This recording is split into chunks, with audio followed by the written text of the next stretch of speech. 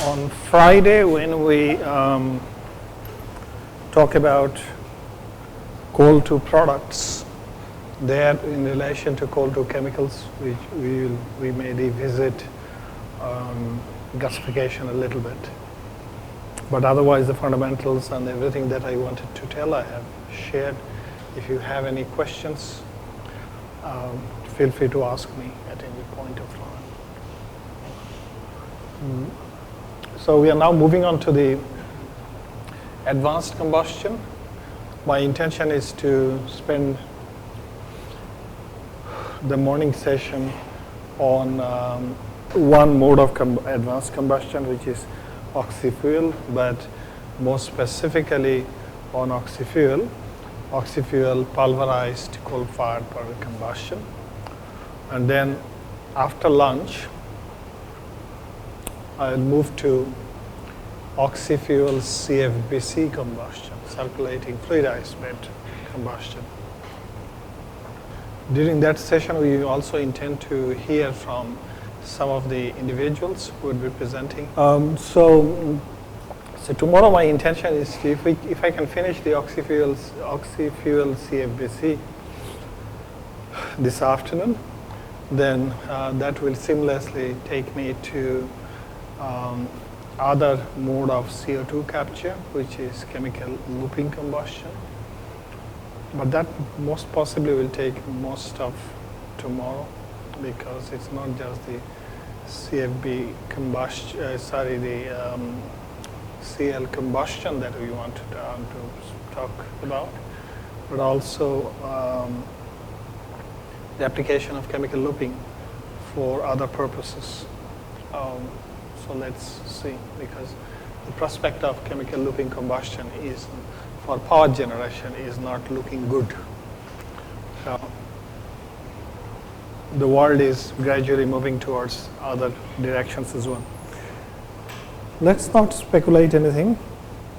Let's come back to this. So this one is on oxy-fuel pulverized coal-fired combustion. To set the scene, the different ways of CO2 capture, for different ways of CO2 capture, you have these ones. I club the top two together for a good reason, post-combustion and pre-combustion method. Then development-wise, the others are farther away. That's why I keep the gap. On oxy-fuel combustion, which is today's topic, is quite farther from those two, but also a CO2 capture method, I would say. And from there originated the chemical looping combustion, particularly the oxy-fuel CFBC concept. People started looking at tangentially towards chemical looping combustion. So these are predominantly all CO2 capture methods. That's how they got developed. But you can use them for a whole lot of purposes, particularly the pre-combustion method. Given that if you are able to remove the CO2 to a great extent, then obviously that lends itself to the chemicals production, the remainder of the gas. And we will have one morning session on that exclusively. But tomorrow there will be a lecture by Dr. Shukanta Das on pre-combustion and post-combustion captures, the CO2 capture, as we call it.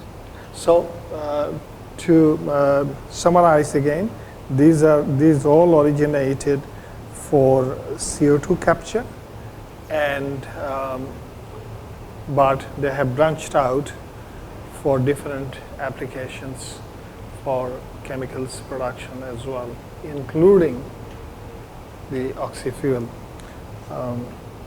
So let's see. So what is oxyfuel?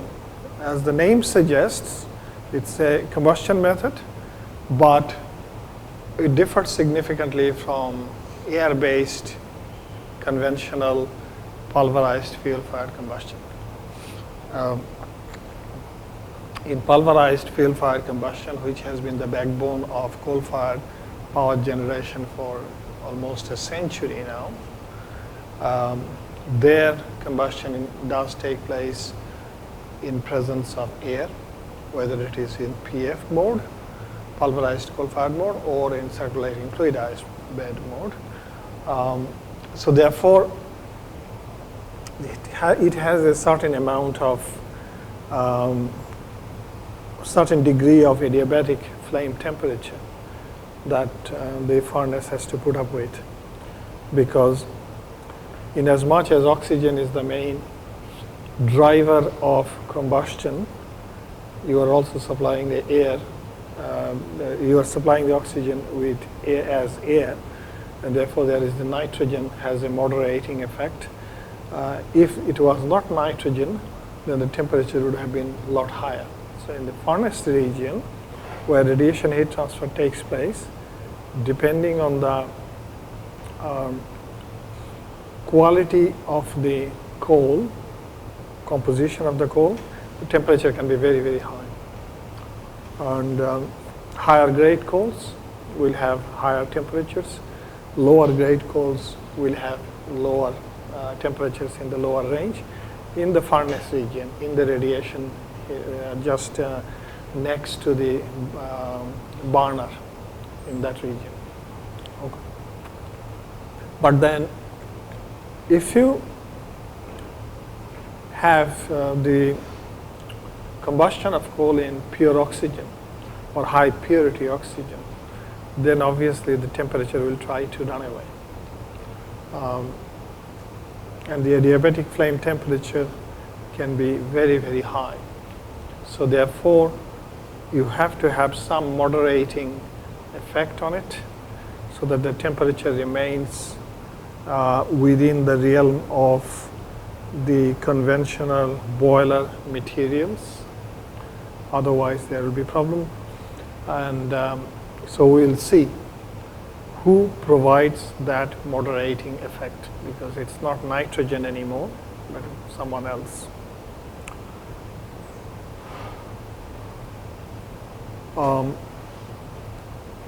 The other, apart from being this temperature without any moderation, being too high for the metallic components, or for that matter the refractory components inside the furnace, if such temperatures were allowed to realize, then they would also vaporize the ash completely.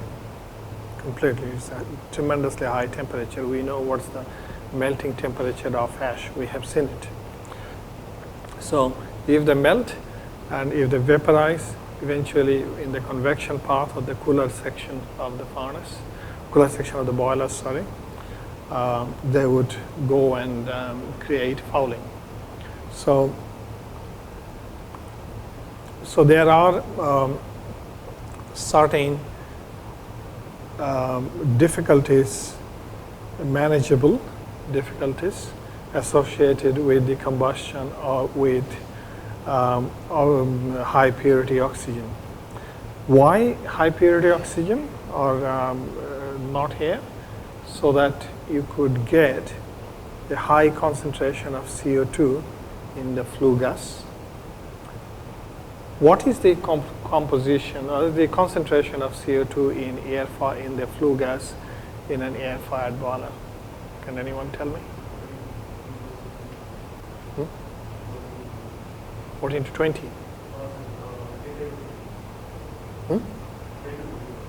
10 to 14%, correct. So, and the remaining is?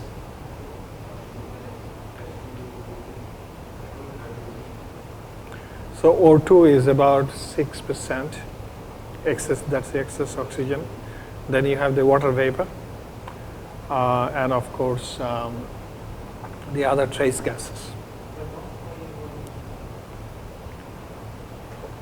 volume. So in order to capture the CO2 from such a lean at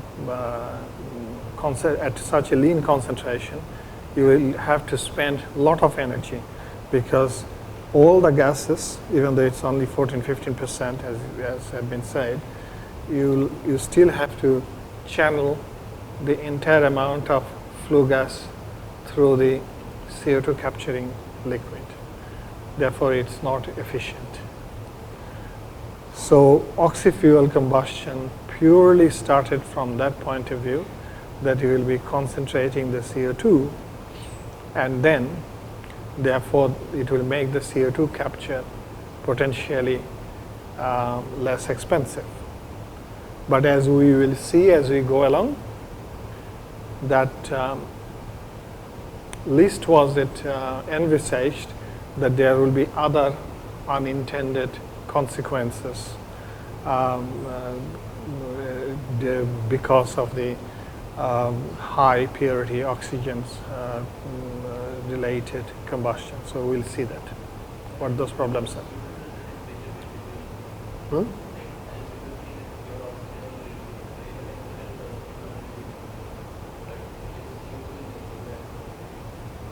Let's see.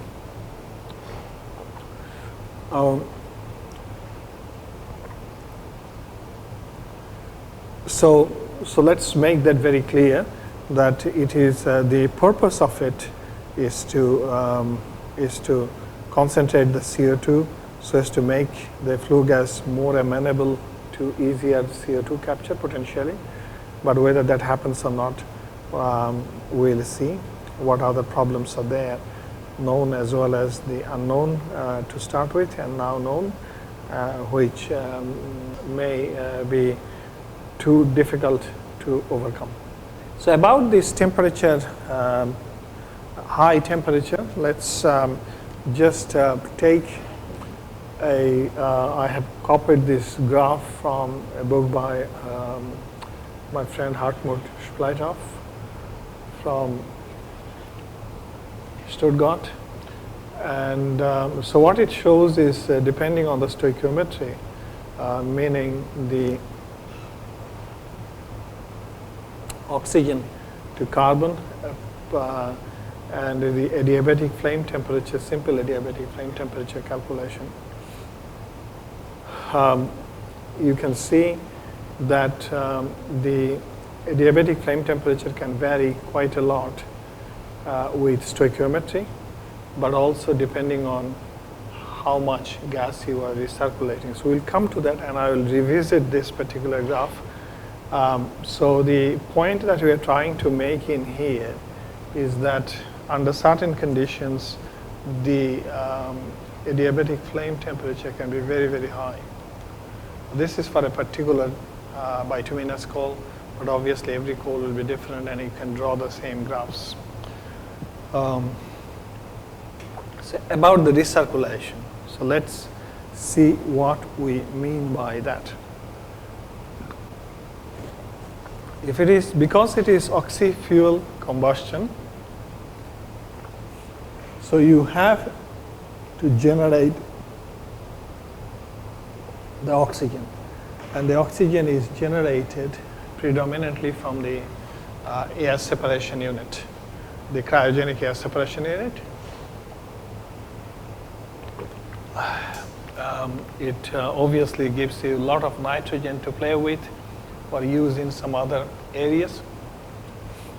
That oxygen can go into a boiler if it is a coal-fired application, or into a gas turbine if it is a natural gas-fired application. So oxy-fuel can be applied to both coal-fired pulverized fuel-fired furnaces as well as for natural gas-fired furnaces.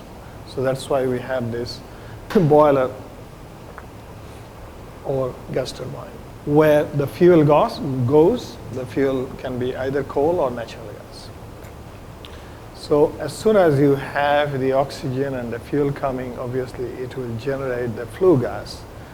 and it will be generating the CO2 rich flue gas.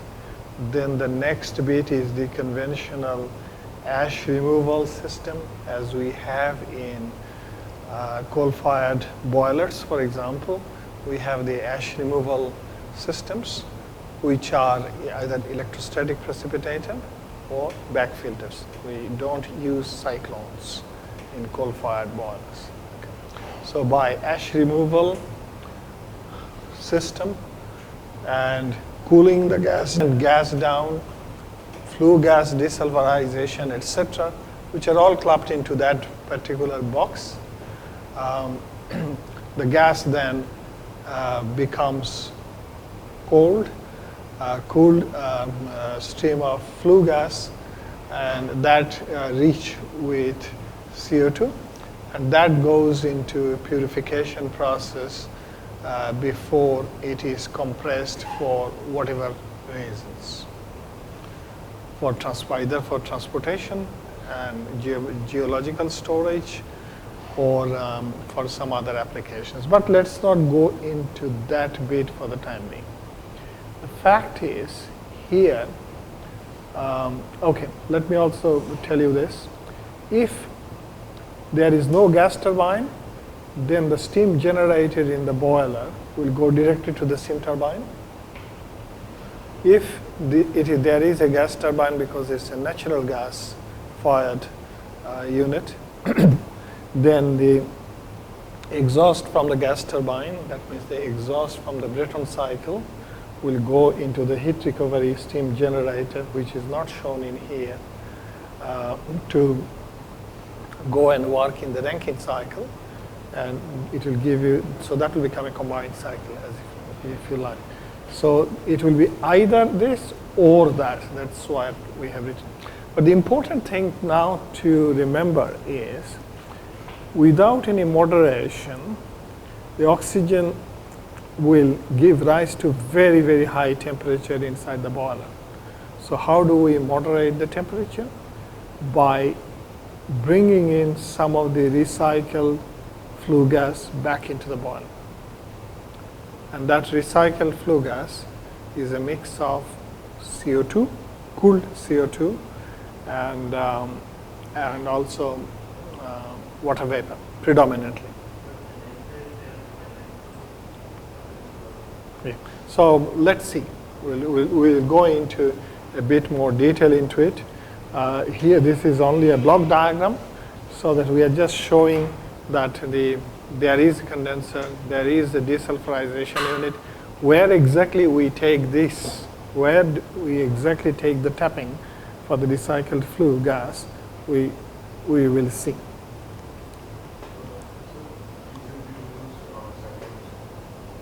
In the boilers now. Why cyclones are not used in coal-fired boilers?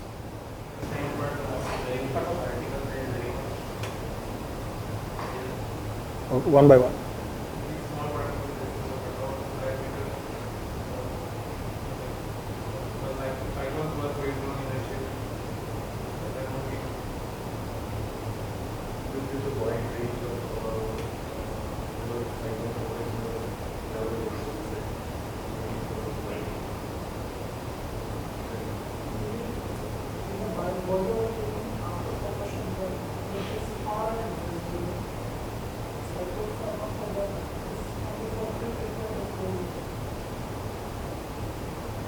Anything else?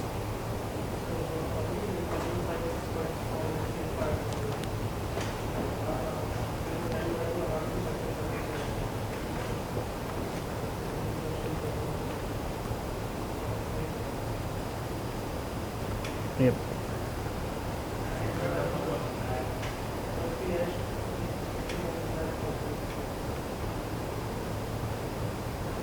So, any other comments?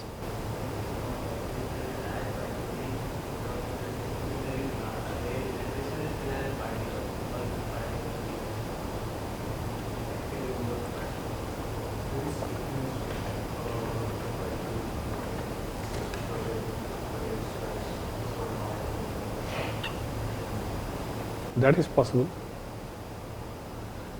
But size of the particles generated from a conventional pulverized fuel-fired boiler or an entrained flow gasifier, these are the same. In fact, the particles generated, fly ash particles generated from a fluidized bed gasifier are also quite fine. Remember, we had said that for PF-fired boiler, the particle size is around 75, 125 micron. For entrained flow gasifier, it's about 10 to 100 micron. So more or less, the starting feed size is the same. So you can expect that the the resultant particle size of the fly ash will be the same. But one major difference between the two modes is that in combustion, you have a very large volumetric flow. Excess air, nitrogen, or recycled CO2, water vapor, etc. But in gasifier, it is a lot less. It's straight away, it's substoichiometric, means about 70% less flow rate. So with very high flow rates, cyclones will be extraordinarily large. Possible, but then you will need either one very large cyclone or separate multiple parallel cyclone. For that reason, much better is to use the back filters or the electrostatic precipitator. So that's the reason. So where I was coming from is that in the air-fired combustion, the nitrogen reduces the temperature, moderates the controls the temperature. But now it will be that control will be provided by CO2 and water vapor. And when we discussed gasification, we said that these two molecules are also gasification agents. So in as much as they have a controlling effect, they also have a gasification effect. So that has to be kept in mind. That doesn't happen in combustion, normal air combustion at all. The other thing is, in a boiler, you would like to maintain the flame temperature within a certain range. That flame temperature is dictated by the slagging temperature of the ash. Right. So you would like the temperature not to exceed that. And in order for that not to exceed, you will have excess air, which means it will give you not only excess oxygen, but it will also give you 3.76 times excess nitrogen. So that really controls. Whereas in the oxy-PF, because you are now bringing in CO2 and water vapor, and they are acting also as a gasification agent apart from controlling the temperature, they actually provide a reducing environment surrounding the particles. And if you can recall, when we discussed the melting of ash, slagging of ash, etc., we discussed the concept of ash fusion temperature. And we also showed in one of the tables that the ash fusion temperature under oxidizing condition is higher than the ash fusion temperature under reducing condition. So here, just imagine, because you are trying to bring in carbon dioxide and water vapor to control the temperature, which unfortunately is giving rise to a reducing environment. carrying out some gasification, most possibly giving rise to some CO, because carbon is now trying to get to react with CO2 and water vapor. Other case it will be CO, and in one case it will also be hydrogen. Those things will try to, in one sense, those things will try to increase the temperature.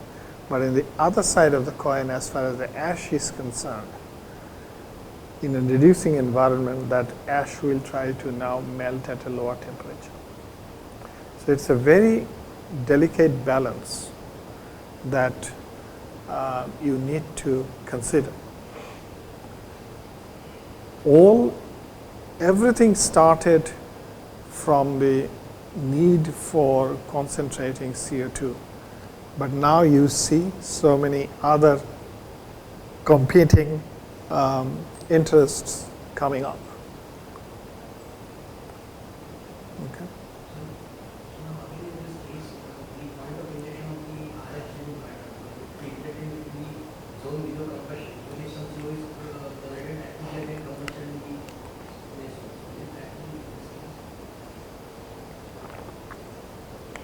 True, but remember, if you are trying to build an oxy-fuel boiler from the scratch, a brand new one, then you have the flexibility of doing all of those modifications, new, where you will inject the gas, etc.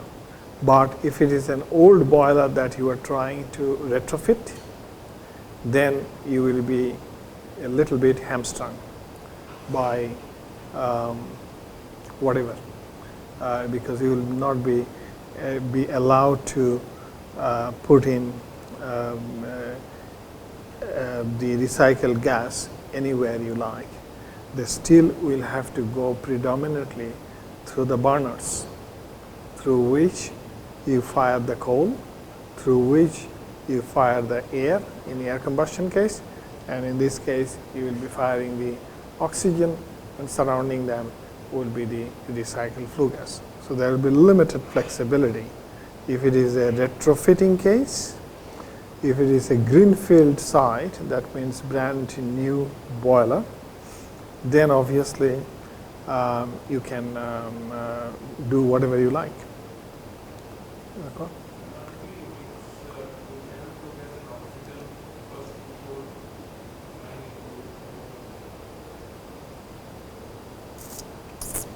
Theoretically can. So what will be the advantage or disadvantage of it? You need to have a gas mixing section.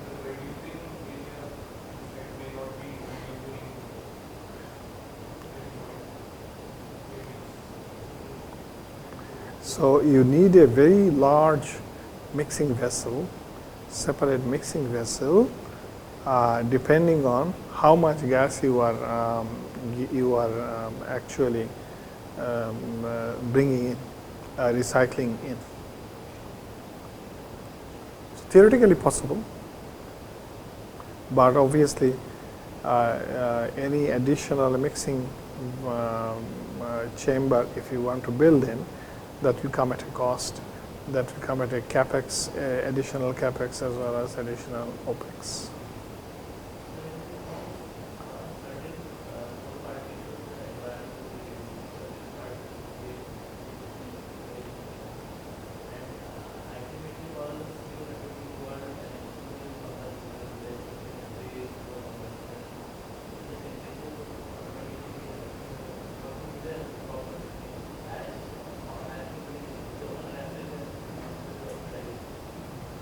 Why will our temperature be automatically high?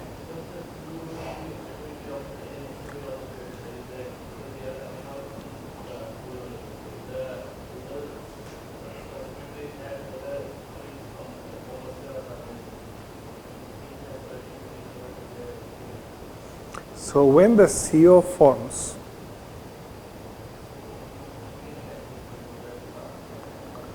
which is endothermic. So if that CO then gets combusted in presence of the oxygen, it will just be balancing itself out. Yep. But it's not going to give rise to any additional temperatures if you properly control it.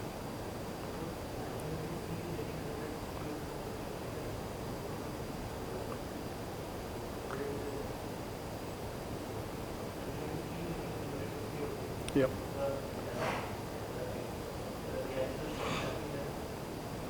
So if C goes only to, or if C reacts only with oxygen in presence of nothing else, the temperature will be high. In air-fired boiler, because it happens in presence of nitrogen, that controls the temperature. And here, it's exactly the same. Instead of nitrogen, the combustion is happening in presence of CO2 and recycled CO2 and recycled water vapor. So that controls the temperature. But the point I'm making is, in that process, in a subtle way, it is creating a reducing environment, which has two effects, which has the effect of, number one, the effect of producing CO and hydrogen, which eventually will be burnt anyway. The other one is, as the coal particle is now seeing more of a reducing environment, the minerals that come out from them and form ash, they might actually melt at lower temperature. So that's the point I'm trying to make. But CO forming, hydrogen forming, when they are forming, they are taking in heat, and they are giving it back when they are combusting. So heat-wise, it is fine. It will not be anymore.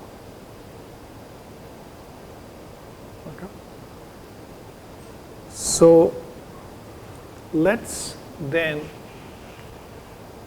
go to this particular case where I wonder where is that other bit gone.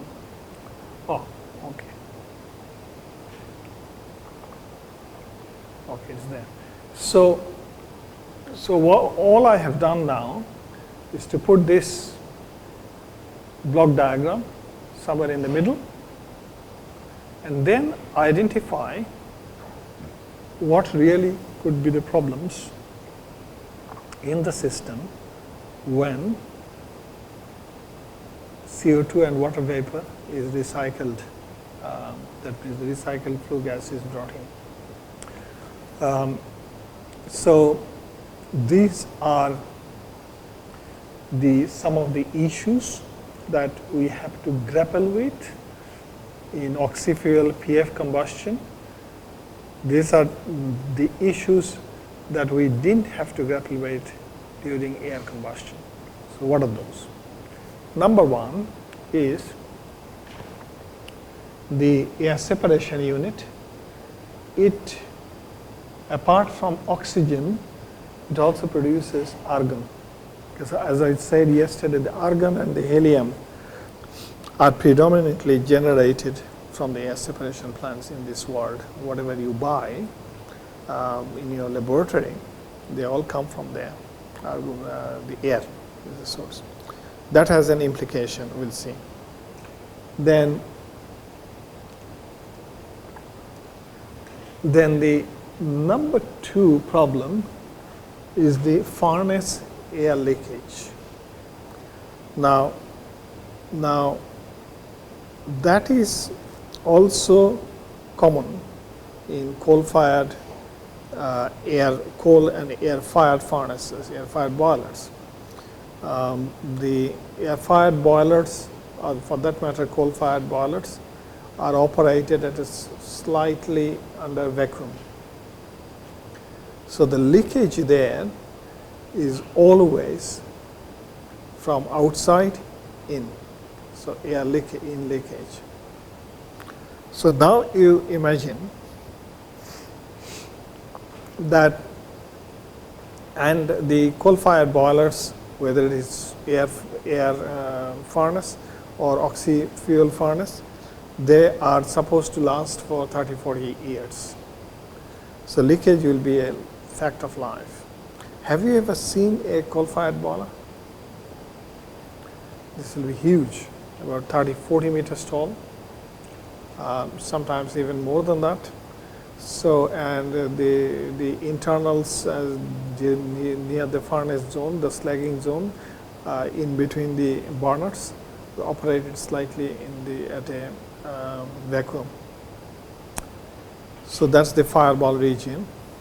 So the air will be leaking in from all sorts of sides, and therefore what will happen is that in as much as you are trying to produce a flue gas where CO2 will be concentrated so that you can easily capture it, but CO2 will also get diluted because of the air coming in.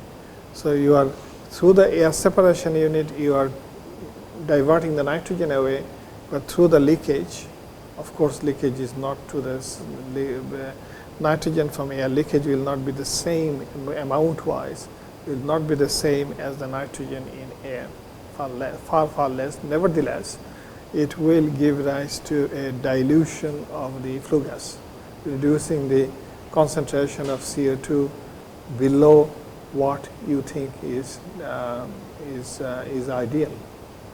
So that's number two, the issue. So furnace air leakage is a problem in air-fired boilers, but here it gets a different dimension in the sense that it actually dilutes the concentration of the CO2, which actually you are trying to increase.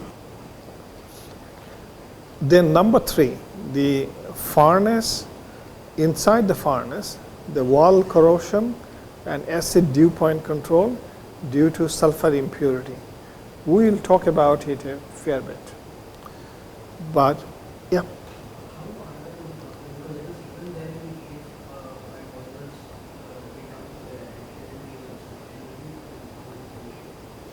So in an air-fired boiler, the argon is surely it is there, but it is not there in a concentrated form because just the air going in. But when you are in the air separation unit, when you are separating oxygen out, that means you are concentrating the oxygen into one direction, concentrating the nitrogen into another direction. At the same time, you are also concentrating argon and the helium, etc. So you all on a sudden, you also have some additional argon going in. And we'll see how that affects downstream process. As far as the combustion inside the boiler is concerned, not a problem. But it will go all the way through to the other end. So number three, the wall corrosion and acid dew point control due to sulfur impurity. So sulfur is present in the coal, and in coal-fired boiler, sulfur comes out as what?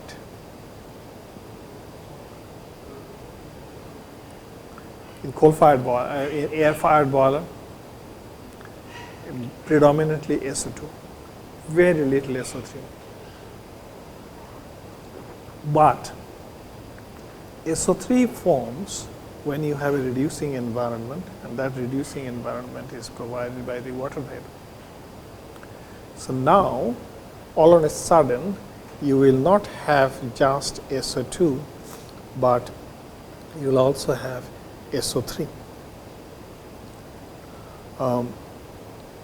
So that will be an issue because SO3 is highly corrosive, even more corrosive than SO2 itself. And it also lowers the acid dew point, and therefore for the downstream units, it will have an implication if it is not removed out. So that's number three. Then the number four is the mercury impurity, corrosion of the aluminum heat exchanger. So as I said, the oxy-fuel combustion all originated from the need of concentrating CO2. It is also providing and reducing environment, and there mercury will have a tendency to come out as elemental mercury, not getting the chance to oxidize as it gets in air-fired boilers where you have tremendously high excess oxygen.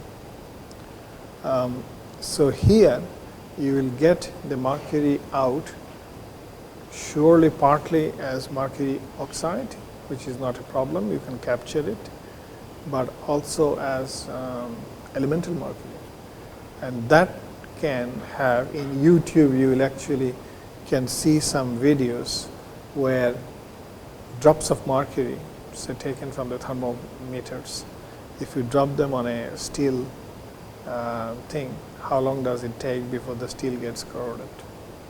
Very, very quickly, within an hour or so. Significant corrosion if elemental mercury is there. And unfortunately, yes, very much. So mercury can corrode almost anything, any metals. And if you have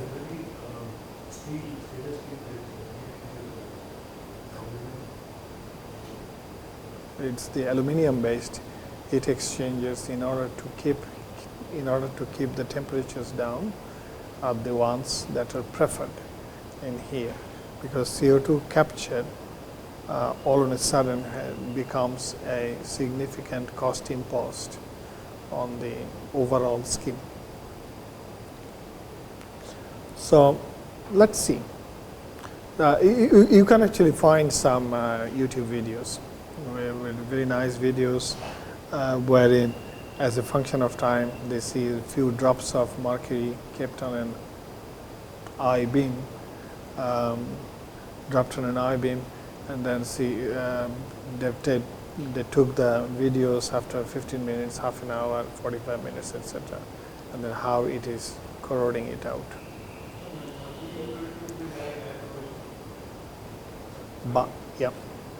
But in the air combustion, mercury will be oxidized, and oxidized mercury is not a problem. And here, because of the reducing environment and also with the need for having heat exchangers for cooling it, because of the reducing environment, you produce elemental mercury. That elemental mercury, if it is allowed to go all the way down, then you will have problem. So the issue is you identify the problem and then you design the system in such a way that the elemental mercury cannot go into that part. So all I'm trying to do in here is to identify what the issues are. Because if you know what the problems are, then you can engineer them out. Okay. So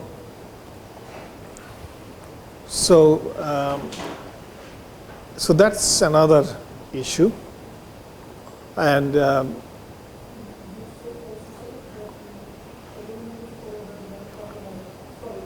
mercury. Stainless steel is corroded. Stainless steel can also be corroded by mercury. Steel also, I mean, any steel can be corroded by mercury. Some will be corroded fast, some will be corroded slowly.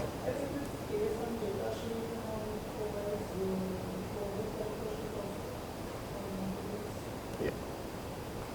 So the important thing is to recognize the problems and then engineer them out. So all I'm trying to do in here is to recognize the problems, and then we'll see how these are engineered out. Okay.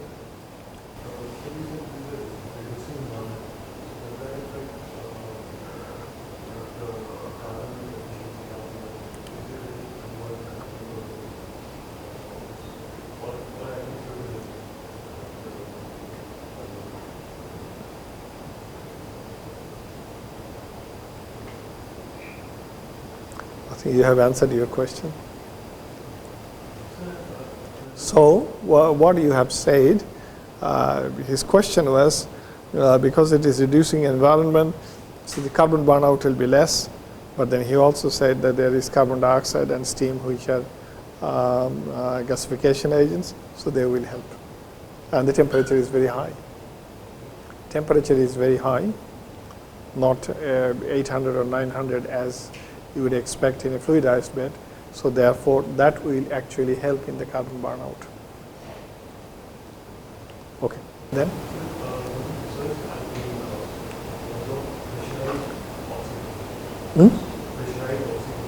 Yeah.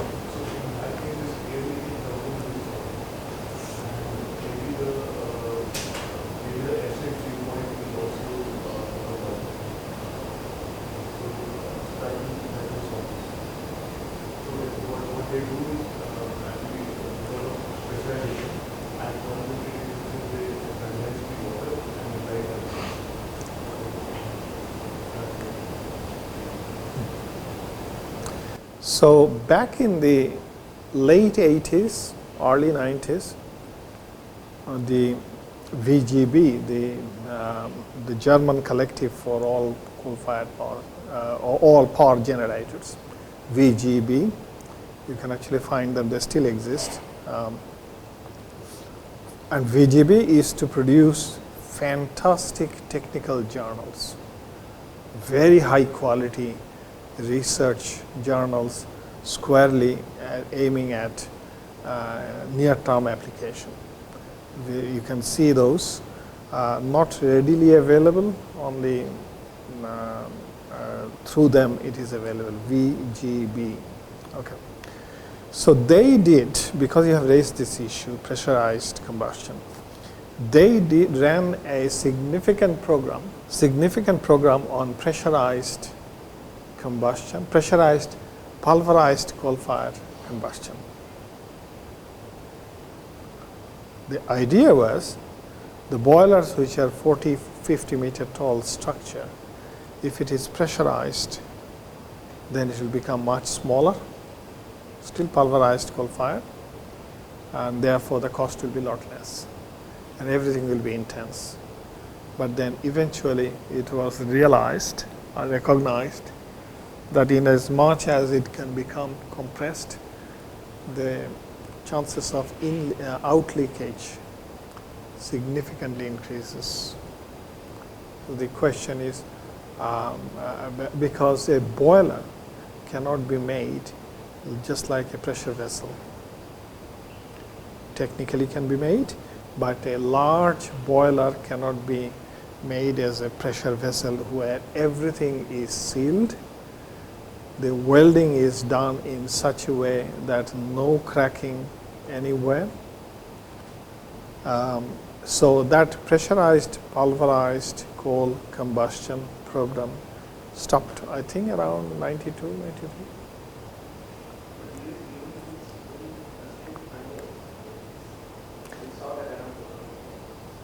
Yeah, those will never see the light of.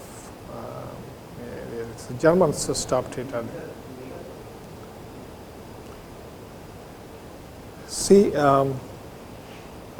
pressurized, fluidized bed combustion, there were plants, 300 megawatt unit in Japan, and 60 megawatt units in other places, in Germany as well, even in China. Pressurized, fluidized bed combustion, as Professor Shaha showed the other day, but it's completely disbanded now.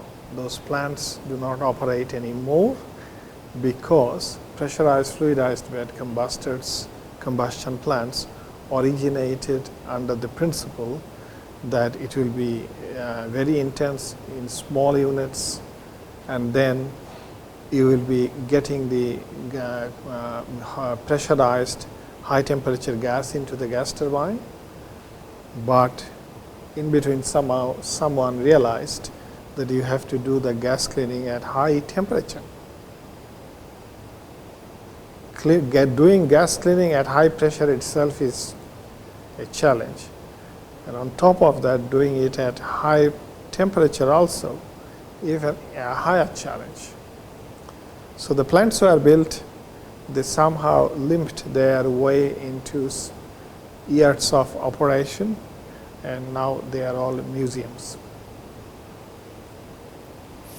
So PFBC is dead.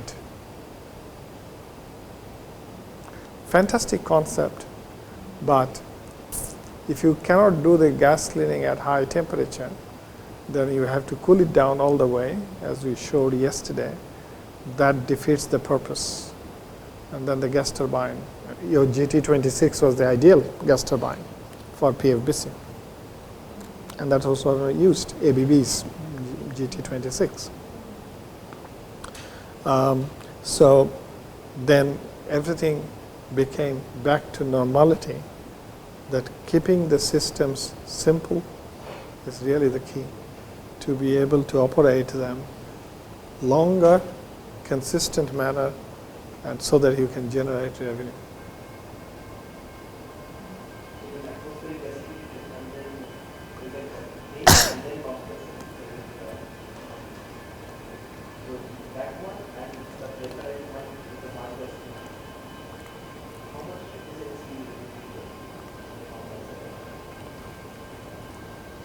If you remember, towards the end of yesterday, I was showing the DOE's those two boxes, where the baseline efficiency, then some increase for incorporating ion transport membranes for oxygen separation. If that's realized, that gives about a percentage point efficiency. Then warm gas cleanup, not hot gas cleanup. No one talks about hot gas cleanup anymore. Warm gas cleanup will easily give you 2 to 3 percentage point efficiency.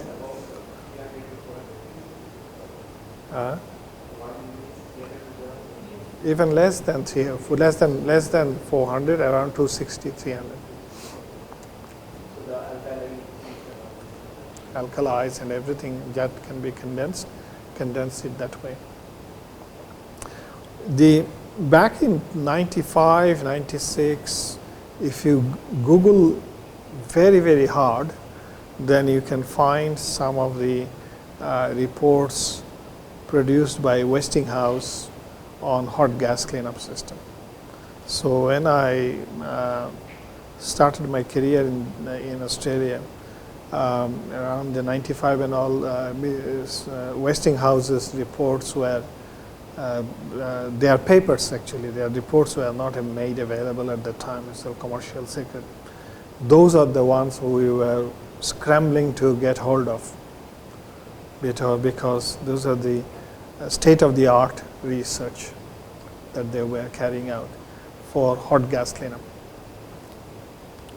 Now, Westinghouse doesn't exist anymore in that domain. They are no longer the plan.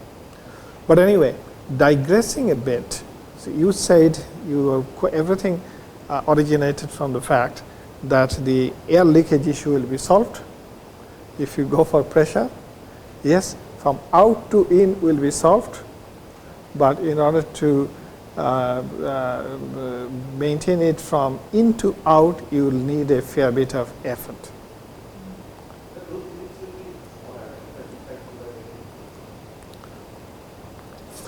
See, that's what is done in PFBC. That's what is done that's what used to be done in PFBC. One vessel inside another one. But correct. But then the thing is, if it is for power generation, the bigger is the better. Less expensive per unit of electricity. So it's a balancing act. Loss correction, and therefore the cost. So PFBC, for example, the largest unit that was built was 300 megawatt. And now you have PF fired units available, 1100 megawatt, single unit. And PFBC could not operate above 900 degrees centigrade because it's a fluidized bed. So fluidized beds have their agglomeration problems. We discussed it in day 2. Therefore, temperature is limited to 900. Even at that 900, if you could do the gas cleanup, which would be hot gas cleanup, if you name it, then that would be good. And that was the understanding, that let's build it, let's operate, but then the gas turbines were getting uncleaned gas simply because the gas cleanup systems that were there were not of high quality. And remember, PFBC, it's a combustor. That means no CO, no hydrogen. So the gas turbine gets the combusted flue gas from the PFBC. So in order to clean the flue gas, if you cool it, gas turbine.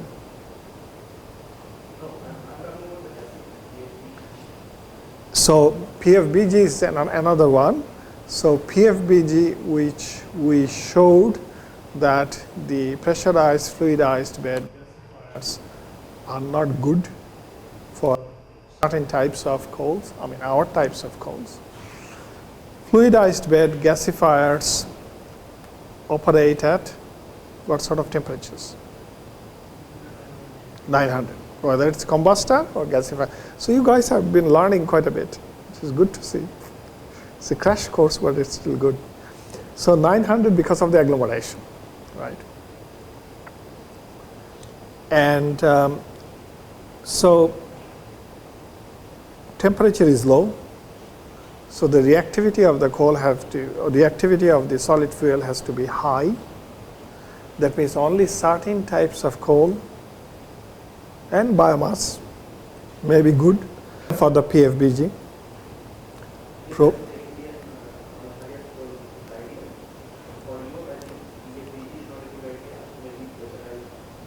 Yeah.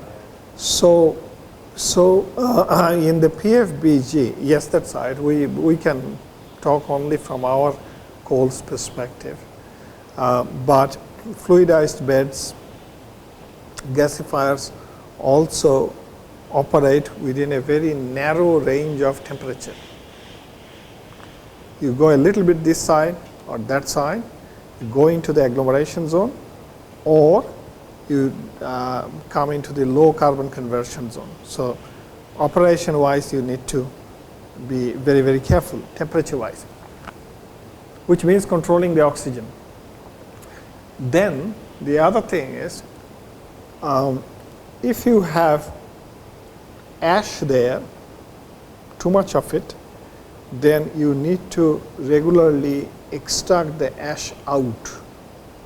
Otherwise, it will disturb the bed agglomeration, right? So low ash is one kind of problem, that low ash coals or biomass, their composition is such that they agglomerate. High ash is another one, that it can produce too much of high ash, too much of ash, but hopefully they may not agglomerate as much as the biomass or the low ash lignites. But you need to have a very good extraction system, the ash extraction system. So either way, you need to prove it. So that's why R&D is necessary. You cannot say that it is bad. You cannot say that it is good.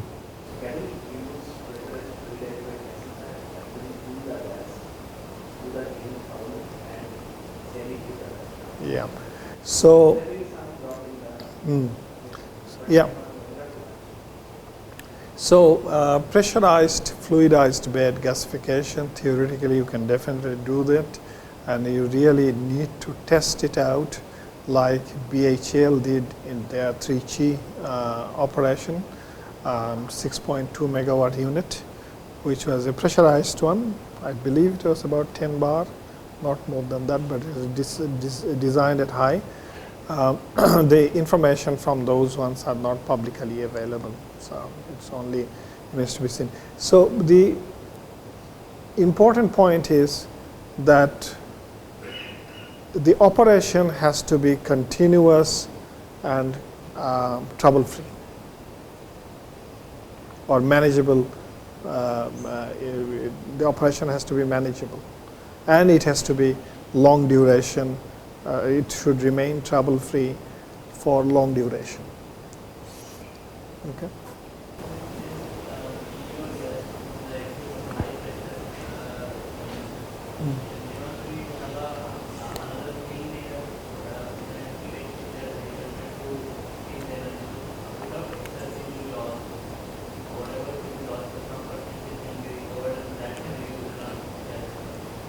If the cost justifies it, you can do anything.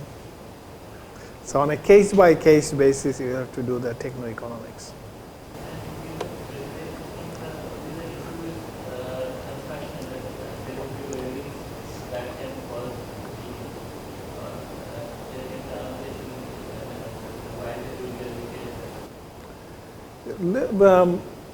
Pressurized gasifiers exist.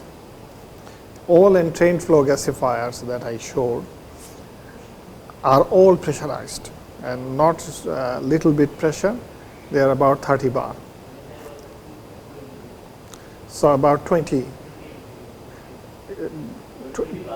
bar to come between. But there are very large pressure units, 50, 60 bar units. These are small units. These are for chemicals production. For those, you don't need 8,760 hours of operation to generate power. So chemicals production and power production are two different things. For one, you need continuous, consistent operation, otherwise you will have problems. Otherwise you won't get the money, revenue. But for chemicals production, you can start and stop. Okay. So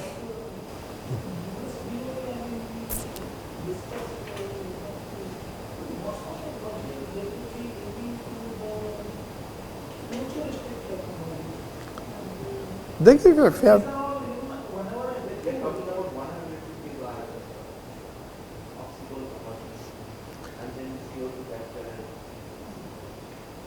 So the pressurized oxycoal combustion, the one place the work is currently going on at the University of Washington at St. Louis.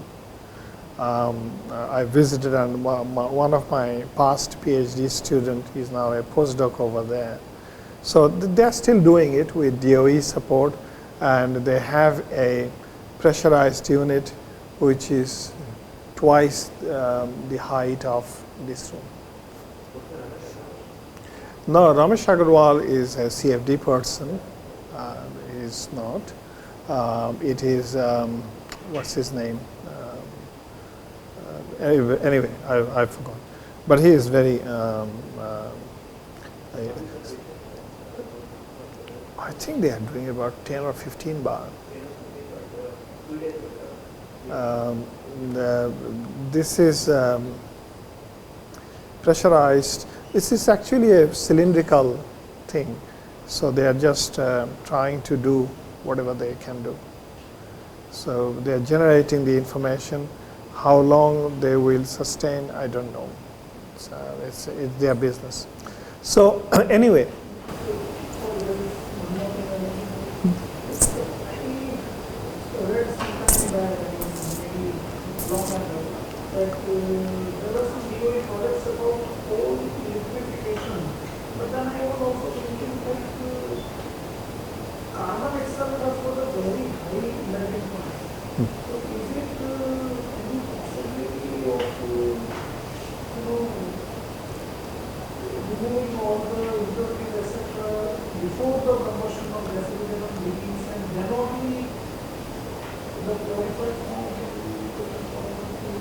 liquefaction. Any combustion of gasification.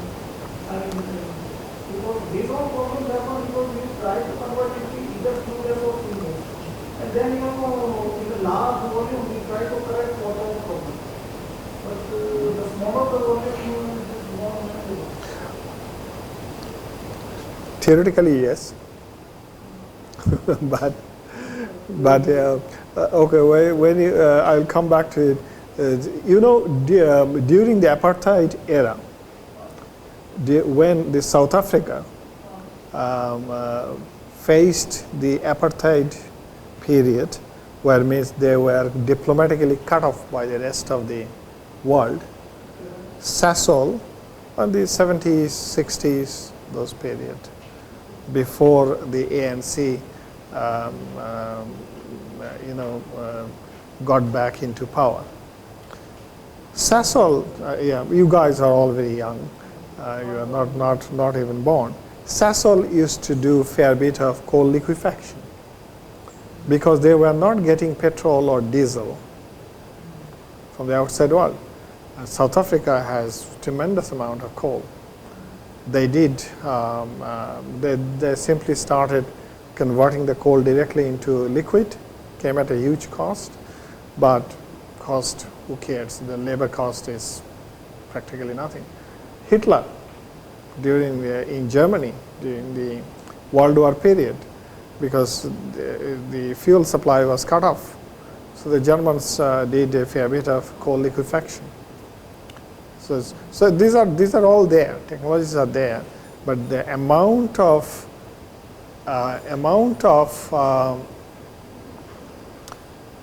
what's that called? The waste that they produce. Those kinds of waste will never be allowed these days and age by the EPA anywhere in the world to be disposed out in the environment.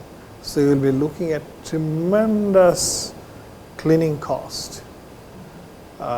Even the recovery of the Fischer-Tropsch catalyst, coal liquefaction is a Fischer-Tropsch. No, it is the direct coal liquefaction under pressure. Correct, liquid aquacarbon, yeah. So, but with cobalt catalyst, and but very, very high pressure. So it's possible. It was done, and still it is possible, but it comes at a cost because you get to buy the the diesel and the petrol from normal sources, petroleum sources, at a far lower cost. So everything at the end of the day boils down to cost. Now, so your questions prompted all of these discussions, that pressure makes at least the air leakage from inside to outside to in will not be there, that's for sure. The problem is in some cases it is possible, but then it has some other unintended consequences, as we discussed. Coal to liquids, yes.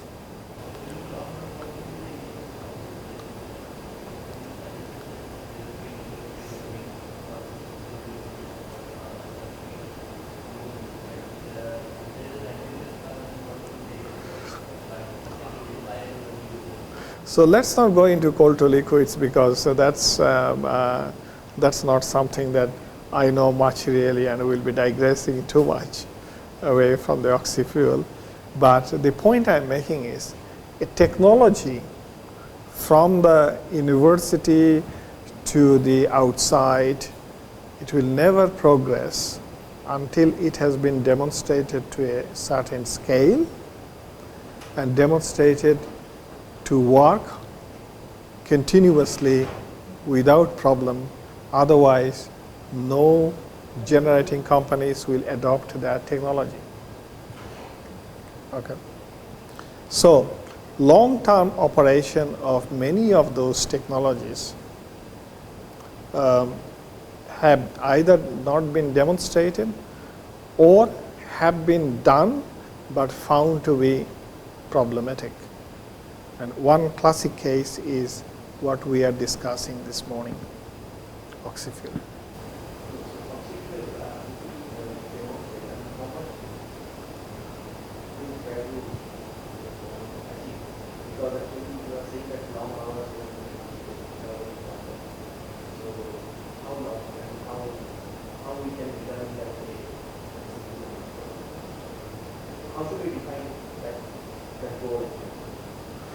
So there have been oxyfuel plant. We are jumping the gun a little bit because we still haven't gone to the fundamentals. But anyway, so there have been 30 megawatt thermal unit built in Germany, 30 megawatt electrical unit tested in Australia, 30 megawatt unit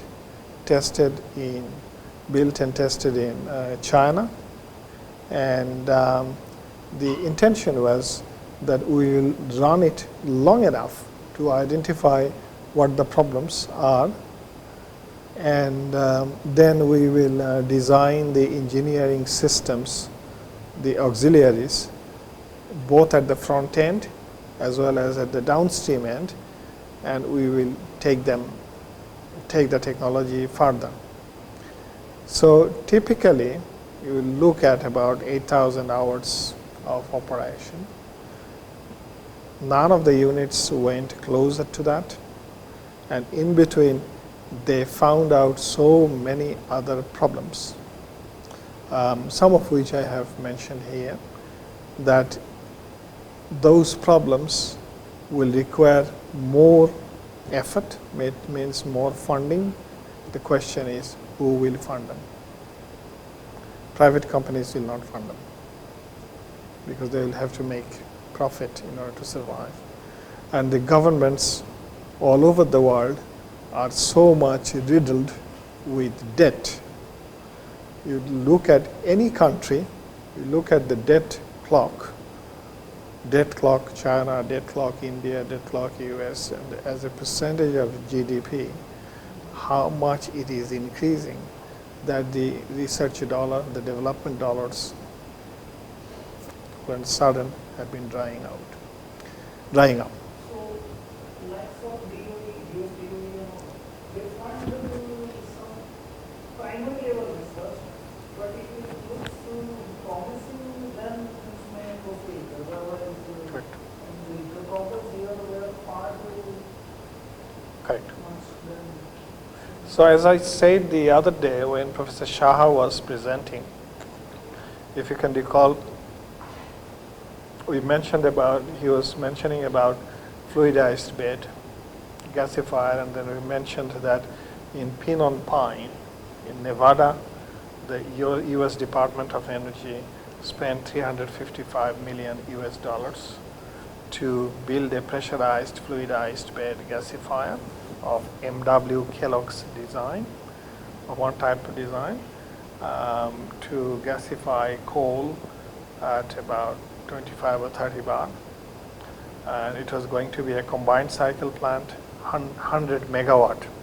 That would have been the largest demonstration of its type, 100 megawatt, $355 million of money.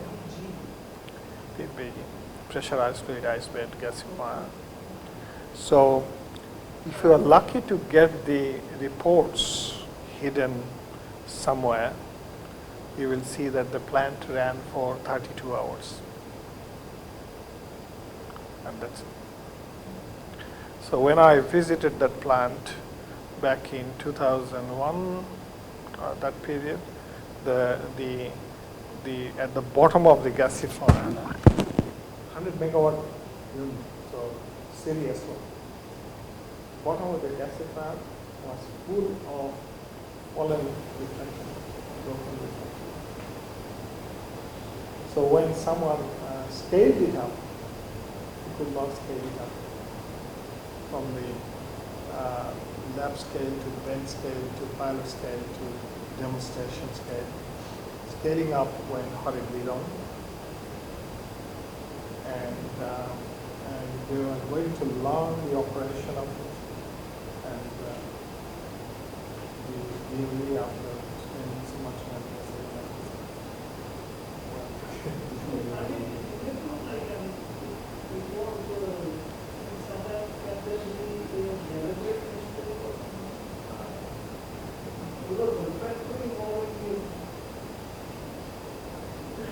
deliberate. M.W. Kellogg, the technology was bought from them, from the refineries. Based technology by Kellogg, KRW, Kellogg, Ruston, Westinghouse. So these companies, they keep on changing hands. KBR Halliburton, consulting engineering company. So anyway, let's not go into that. The problem I'm making is there have been serious efforts, but it is not an easy effort. The early learn, also the learning curve. All of a sudden, people and the governments will lose focus because of this problem there or that problem there, and then who suffers the technical community. That plant, the auxiliary system was fine, and it was going to 100 megawatts the first of its kind in the world, and it was built in very tall superstructure, very imposing in the middle of the desert, Nevada desert, Pinon pine. So if you type Pinon, P-I-N-O-N, P-I-N-E, if you get the time, try to get the report if it is still there. I mean, I downloaded it before it mysteriously disappeared a long time ago. To learn, but that had significant information that why you didn't. And then when I visited, of course, you could see literally where it comes. So scaling up is an issue for almost anything. The coal-fired power boilers have been now the ones that have been that will operate are available at 1100 megawatts. One single unit. Lots of them are available. Fluidized bed, atmospheric fluidized bed combustors are available up to 600 megawatts. Not to 1100 megawatt as PF is available. There is a reason for it. The knowledge for scaling up still doesn't exist. Particularly those who do CFD, how difficult it is to come up with the theories where solid-solid interactions take place. In order to scale up, you need the proper theories. In order to develop the theories, you need proper units. So it's a circle. In order to do all of those things, you need good manpower, which is not a problem, but you also need a good amount of money. Where will that come from? That's the problem. Anyway, so we have been telling stories quite a lot. Let's come to this because I'll have to finish. Then the last one is the pipeline CO2 impurity tolerance. So all of these issues, some more, some less, we will be talking in the subsequent slides. Okay. But let's let me tell you that these are all the major issues. And in my title slide, I acknowledged Terry Wall. Terry Wall is one of the stalwarts of oxy-fuel combustion, my PhD supervisor, and he is an engineer and a scientist, but he is as applied as anyone can go. Even at the age of 70. He was beating me, walking up the 40-meter tall superstructure going on. He is actually a marathon runner and he's a champion swimmer. He has published papers on surfboard design, so he does surfing, and he is the radiation expert. But he really pioneered oxy-fuel in the world. So I acknowledged him because a lot of the information I have put in here are from his papers here and there.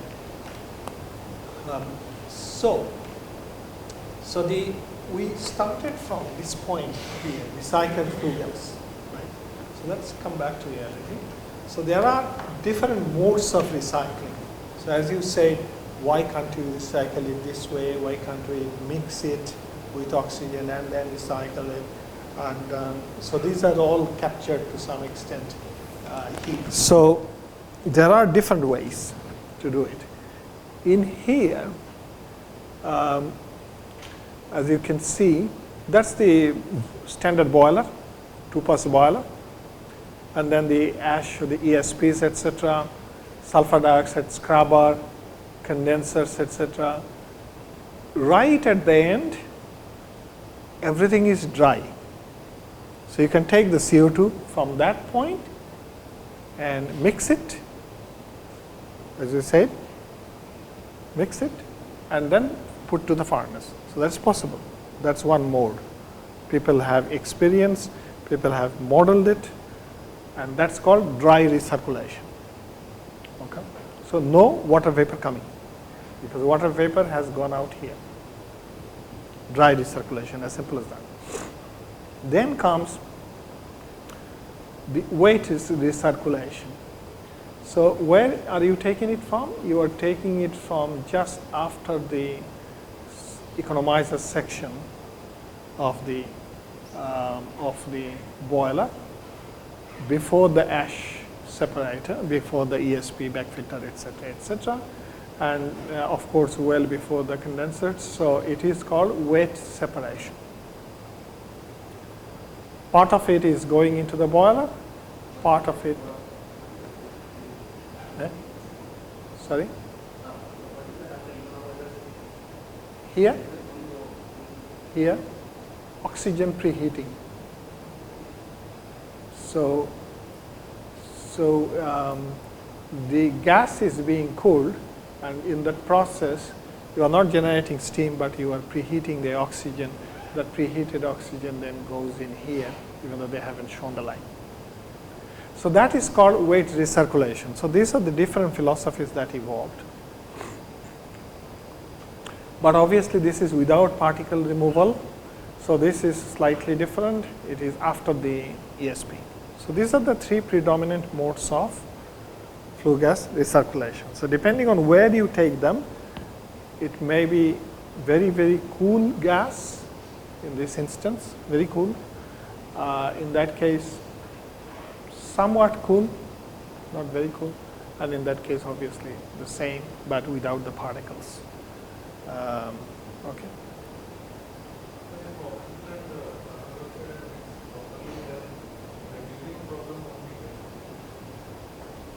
Why?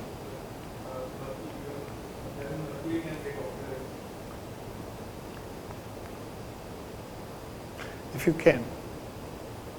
But it is the gas that you are mixing, oxygen and carbon dioxide that you are mixing. But the carbon dioxide and the oxygen and the water vapor in the wet recirculation case, they still are going near the coal particle anyway. So there it is providing a reducing environment. Yeah. So oxygen is present, no doubt, but the oxygen will be soaked up by the carbon very, very quickly. And that carbon will also be, some of the carbon will also be reacting with the CO2. Some of the carbon will also be reacting with the hydrogen, the water vapor.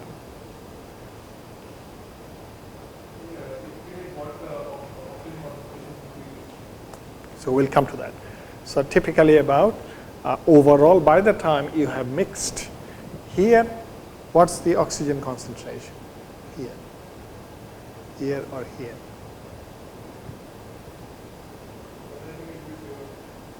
Very high. Very high. By the time you have mixed the CO2 or CO2 plus water vapor, depending on how much you are recirculating, that's a recirculation ratio, 60% or 50% or whatever showed in the adiabatic flame temperature figure, the oxygen concentration will be about 32% or thereabout. So it's no longer 90% or so. So what are the other 68%? CO2 and water vapor. So there's a significant reductant right? So carbon is getting eaten out by 3 different sources. Oxygen.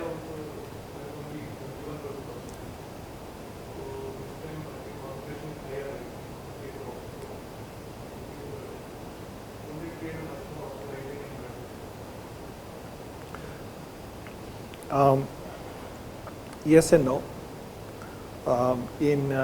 In air, it's 21%. Rest is all nitrogen.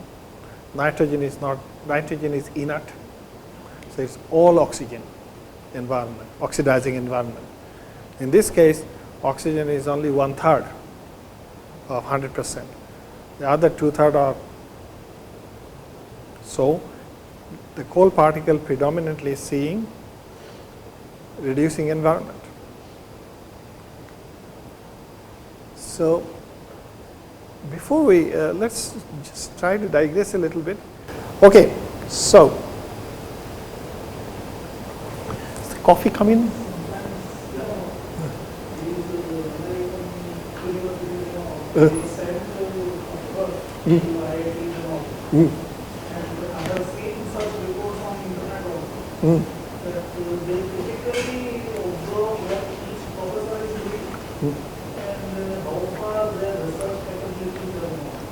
Yeah.